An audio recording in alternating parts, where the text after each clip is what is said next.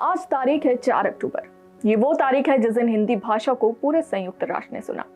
नमस्कार, मैं हूं आपके साथ कांची बंसल। आप देख रहे हैं जनहित टाइम्स का खास कार्यक्रम आज का इतिहास। अटल बिहारी वाजपेयी को जितना उनके महान व्यक्तित्व के लिए जाना जाता है, उतना ही हिंदी को विश्व स्तर पर मान दिलाने के लिए भी जाना जाता है।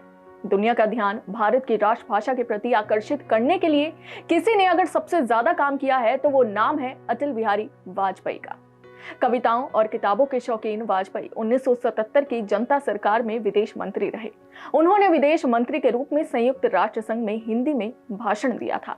संयुक्त राष्ट्र में वाजपेयी का ये भाषण उस वक्त काफी लोकप्रिय हुआ था। कहा जाता है कि वाजपेयी काफी फ्लुएंट इंग्लिश बोलते थे, लेकिन संयुक्त राष्ट्र में अपने भाषण के लिए उस वक्त हिंदी के चयन के पीछे उनका उद्देश्य अंतर्राष्ट्रीय पटल पर हिंदी को उभारना था। 1977 में संयुक्त राष्ट्र संघ के मंच पर भारत की मूल भाषा की गूंज सारी दुनिया ने सुनी थी। वसुधैव कुटुंब का संदेश देते अपने भाषण में उन्होंने मूलभूत मानव अधिकारों के साथ साथ रंगभेद जैसी गंभीर मुद्दों का जिक्र भी किया था।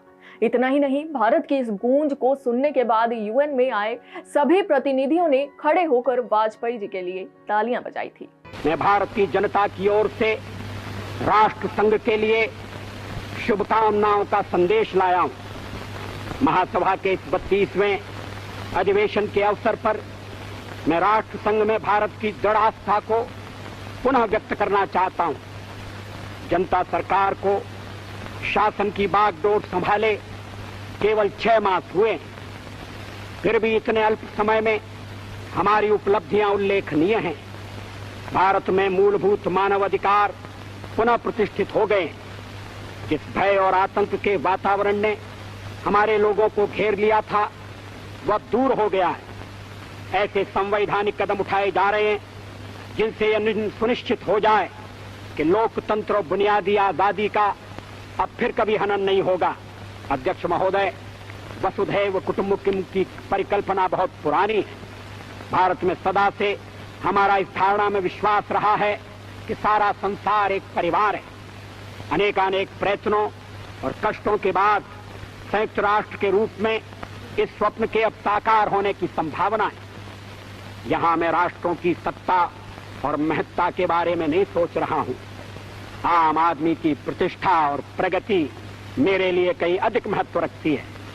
अंततः हमारी सफलताएं और असफलताएं केवल एक ही मापदंड से नापी जानी चाहिए कि क्या हम पूरे मानव समाज, वस्तुतः हर नर, नारी और बालक के लिए न्याय और गरिमा की आश्वस्ति देने में प्रयत्नशील है।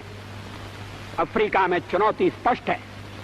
प्रश्न यह है कि किसी जनता को स्वतंत्रता और सम्मान के साथ रहने का अनपरणीय अधिकार है, या रंगभेद में विश्वास रखने वाला अल्पमत किसी विशाल बहुमत पर हमेशा न्याय और दमन करता रहेगा।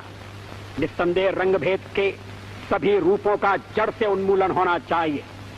हाल में इजराइल ने वेस्ट बैंक और गाजा में नई बस्तियां बसाकर अधिकृत क्षेत्रों में जनसंख्या परिवर्तन करने का जो प्रयत्न किया है, संयुक्त राष्ट्र को उसे पूरी तरह स्वीकार और रद्द कर देना चाहिए। यदि इन समस्याओं का संतोषजनक और शीघ्र ही समाधान नहीं होता तो इसके दुष्परिणाम इस क्षेत्र के बाहर भी फैल सकते हैं। यह अति आवश्यक है कि जिनेवा सम्मेलन का शीघ्र ही पुनः आयोजन किया जाए और उसमें पीएलओ को प्रतिनिधित्व दिया जाए। अध्यक्ष महोदय, भारत सब देशों से मैत्री चाहता है और किसी पर प्रभुत्व स्थापित करना नहीं चाहता। भारत न तो आणविक शस्त्र शक्ति है और न बनना ही चाहता है। नई सरकार ने अपने असंदिग्ध शब्दों में इस बात की पुनर्घोषणा की है। हमारी कार्यसूची का एक सर्वस्पर्शी विषय जो आगामी अनेक वर्षों और दशकों में बना रहेगा, वह है मानव का भविष्य।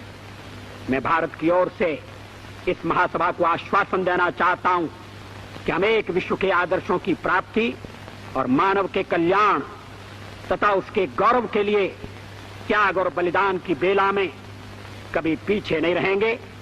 जय जगत। धन्यवाद। तो इस तरह दिवंगत अटल बिहारी वाजपेयी जी ने संयुक्त राष्ट्र में हिंदी को नई पहचान दिलाई, जिसके बाद उनके लिए काफी तालियां भी गूंजी। तो ये था आज का इतिहास, जो बेहद ही खास था क्योंकि इसमें खास शख्सियत का जिक्र था। ऐसे ही इतिहास के साथ हम आपके सामने फिर हाजिर होंगे। तब तक के लिए देखते रहिए जनहित टाइम्स। जय हिंद।